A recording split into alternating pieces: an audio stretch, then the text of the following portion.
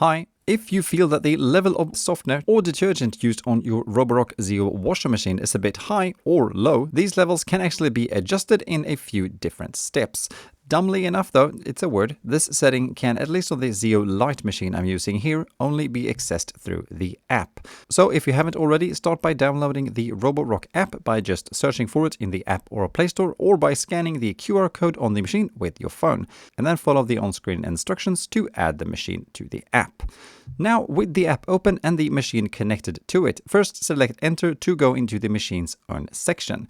In here, tap the little settings icon up to the right and then select the auto dosing option up the top. In here, pick your preferred levels for the auto dosing to use when it comes to detergent or softener. Personally, I found especially the medium setting for the softener to be a bit much, at least when it comes to flowery smells. So here the low setting worked better in my case. Alright, that's about that. Please share any thoughts or questions in the comments below and I'll do my best to answer them. Thank you for watching. Bye.